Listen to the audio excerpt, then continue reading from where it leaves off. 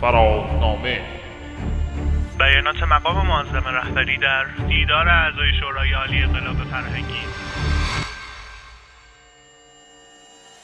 فرهنگ هویت یک ملت، ارزش‌های فرهنگی روح و معنای حقیقی یک ملت. همه چیز مترتب بر فرهنگ است. فرهنگ حاشیه و ذیل اقتصاد نیست، حاشیه و ذیل سیاست نیست. اقتصاد و سیاست حاشیه و ذیل بر فرهنگ.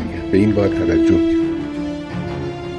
غربی‌ها بر روی ارزش‌های فرهنگی خودشون اصرارشون و مقاومتشون از ما کمتر نیست و بیشتر هم هست. از ما بیشتر. اونا بیشتر از ما متعصبن، بدتر از ما لجاجت میکنن بر سر ارزش‌های فرهنگی خودمون که در واقع ضد ارزش هم هست. ما چرا بر سر فرهنگ خودمون پافشاری نکنیم؟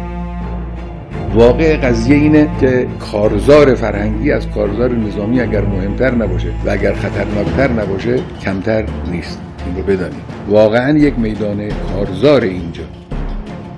میخوان بر روی ذهن ملت ما و بر روی رفتار ملت ما اثرگذاری کنند.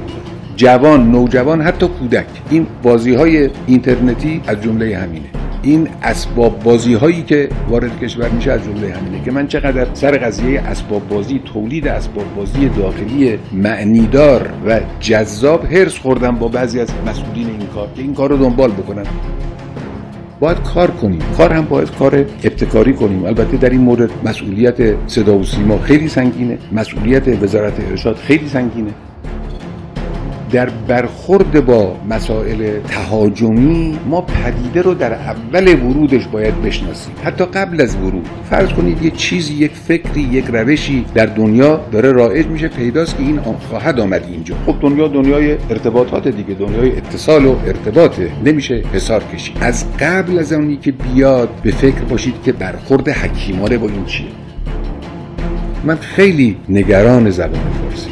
من میبینم کار درستی تو این زمینه انجام نمیگیره و تهاجم به زبان زیاده. من از این احساس خطر میکنم و دولت به طور جدی مواجه بشه با این مسئله. حالا مواجهه معناش این نیست که فوراً با یک شیوه تندی مثلا برخورد کنن، شیوه خشنی، اما حکمت آمیز ببینید چیکار میتونید بکنید که جلوی این رو بگیرید. مسئله آخر هم مسئله آسیب‌های اجتماعی و علل فرهنگی اون هست که من اشاره کردم به مسئله طلاق، مسئله مواد مخدر، فسادهای مالی، مسئله جنایت. باید اینو بدونیم ما چه کار داریم میکنیم، یعنی واقعا اینها رو بفهمیم، این آسیب‌ها رو. مسئله جمعیت یکی از خطراتی که وقتی انسان درست به عمقش فکر میکنه تن انسان میلرزه، مسئله جمعیت. خب در مقابل اینا باید چیکار؟ در مقابل اینا دو چیز لازمه، یکی کار، یکی ابتکار.